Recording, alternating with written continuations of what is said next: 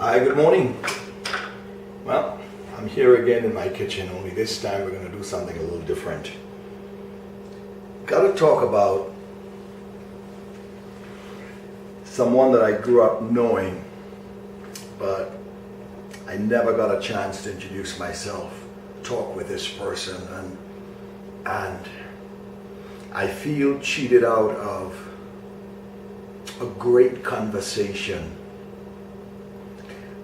Like I said, in previous tapings, I grew up on 25 Woodford Street, 2 blocks away from the Queen's Park, Savannah. Lots of interesting things went on.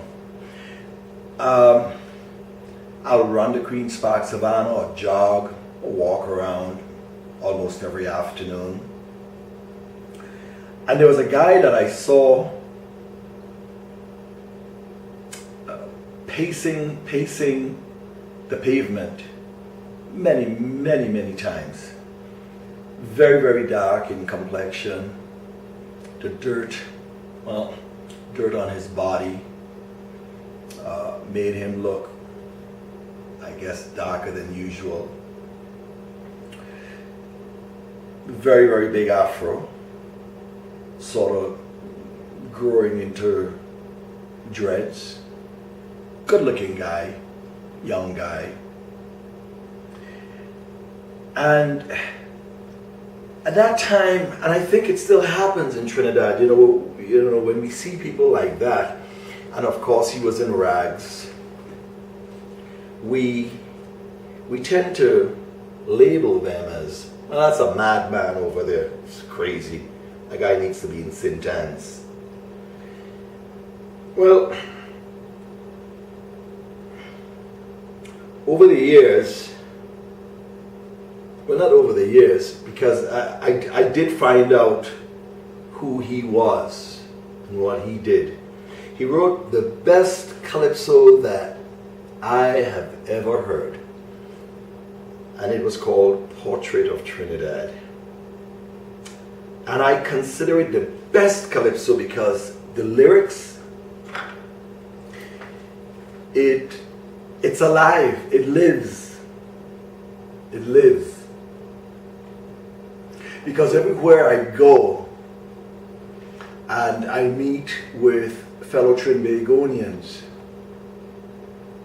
you tend to get a lot of the negative stories about Trinidad and Tobago, never the positive. Table talk always begins with a head fell down the hill, fingers are crawling, 4 people got murdered, and all these tragic things, when so much more fascinating stuff is going on in Trinidad and Tobago.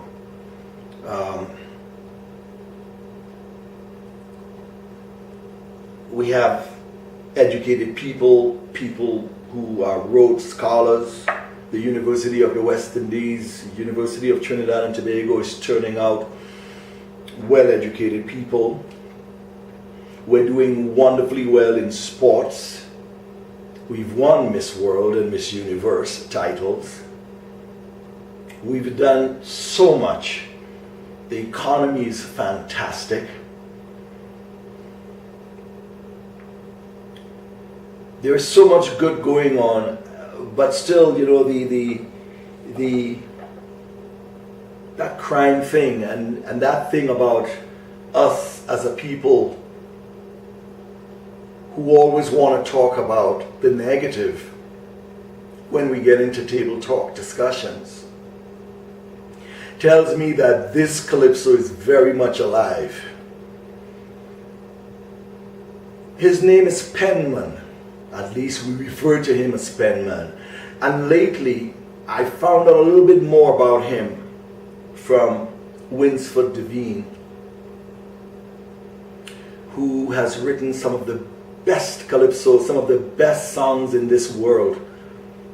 I'll match him with any songwriter, any part of the world, Winsford Devine. And I spent some time with him when I was there in March. We had a great conversation. And once again I brought up, I know that he has written, some of the best, but I still have to set aside Portrait of Trinidad because of the life that it has. It lives, it's alive. The song was written back in the 60s. Hindsight 2020, if I had to relive that time, I would go up to Penman and introduce myself, because a lot of times when we see these guys on the streets, it is not that they're crazy. Might be that his wife put him out, house burned down, so he lost his home. Or any kind of, any number of things could have happened. But he got onto the streets. Maybe if there was something wrong mentally, maybe a psychiatrist might have been needed to prescribe a drug to get him back on track. Who knows? No one asked. No one, including me as a boy, asked. There were people like Craig, who would walk Frederick Street around by Woodford Square. You would see him inside and outside Woodford Square, because Woodford Square is still considered Parliament, the People's Parliament. And so Craig would walk around with these cardboard cutouts with all the writings about his views on things. And he had one of the best penmanship out. Tall, lanky guy. You can count all of his ribs. He dressed in these sort of like, not dress, but he'll wear these sugar bag, we call Coca's bags, around his waist, and he'd walk very slowly, very slowly. But he can quote anybody at any time. He can quote Dr. Eric Williams' speeches. We considered him a madman. We cannot be considering everybody we see on the streets crazy and mad. You don't know their circumstances. And any one of us sometimes, most of us are just a paycheck away from where they're at. So we need to sometimes figure out, if we can walk up to them and introduce ourselves to them, maybe offer them a bottle of water or something, and start a conversation, and maybe you'll find out some things and realize that this person is really not a madman belonging to some place called St. Anne's Madhouse, that this person just needed somebody to reach out and pull them up. So this again is for my great-great-grandchildren to come, whenever that is, 20 years, 30, 40, 50 years, I don't know when that's going to happen. But I'm going to try to document as much for them. And I am going to also share it with all of you Facebook friends. So here's what I want to do. I want to sing the lyrics. And this is going to be done a cappella.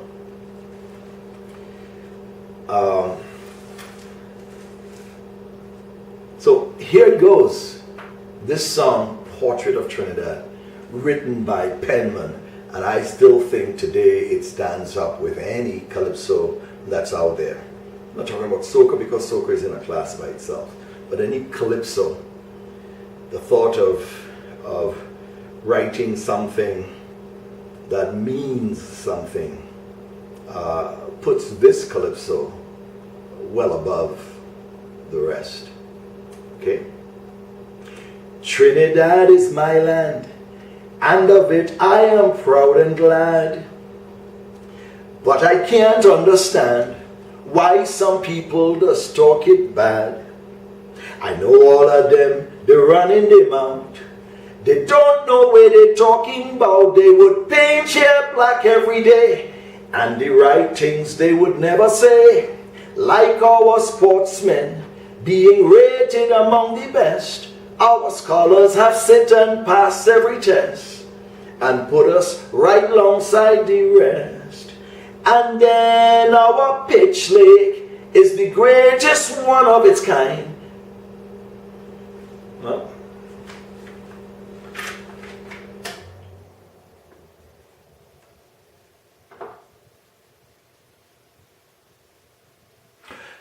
Let me continue. Then our pitch lake is the greatest one of its kind.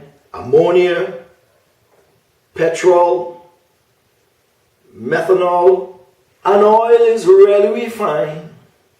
So you see, friends, this is a real King Solomon's mine. They just talk some nonsense, me ain't know what they doing it for. About so much violence, man, you would swear that we fight in war.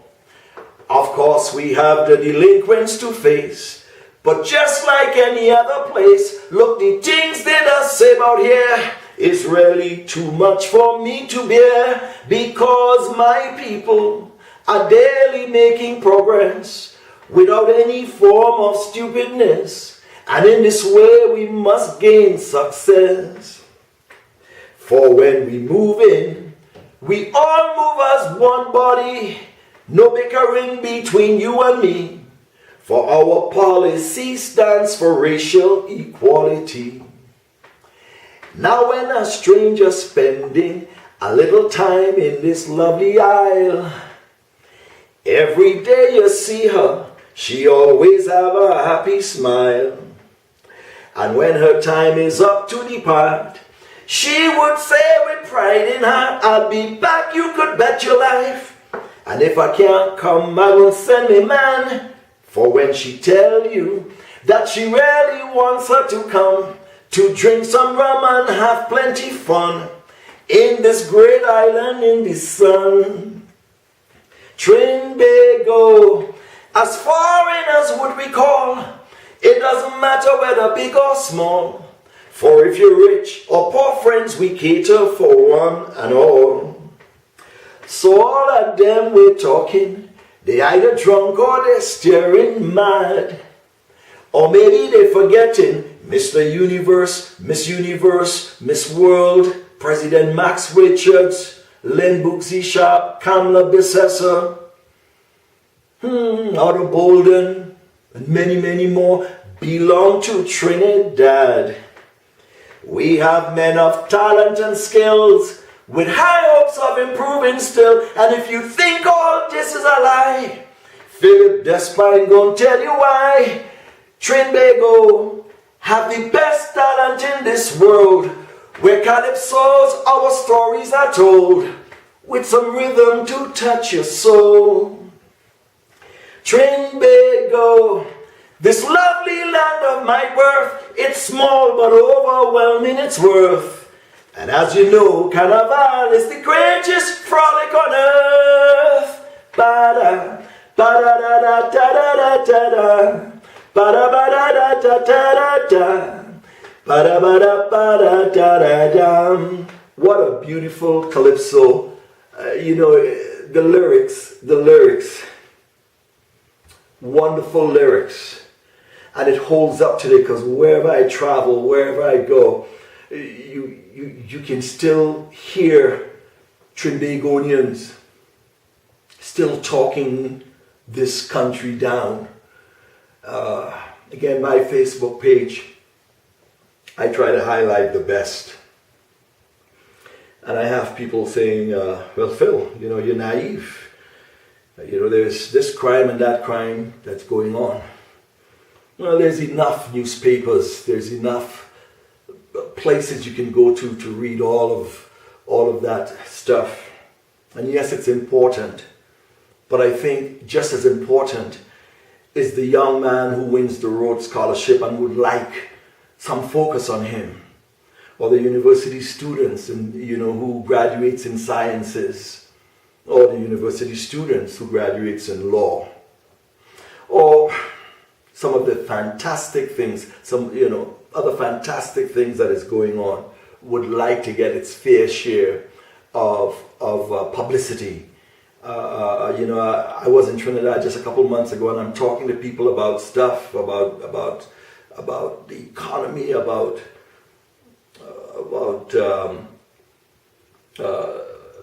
stuff that's going on that makes sense, and what I'm getting from people is, Phil, where are you getting this from?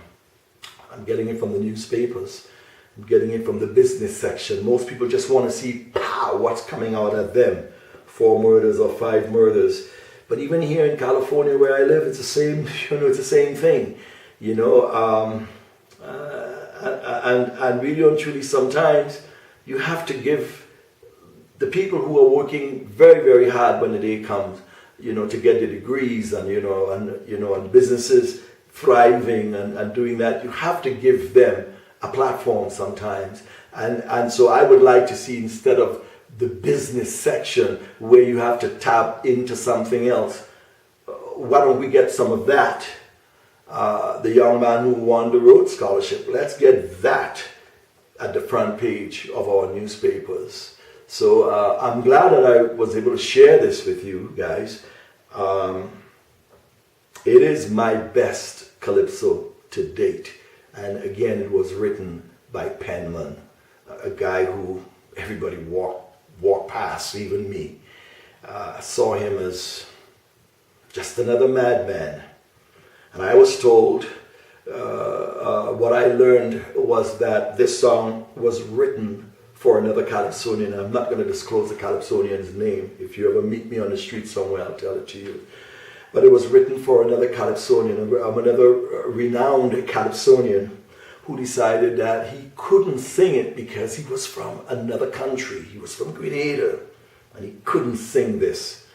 And so it was given to Sniper.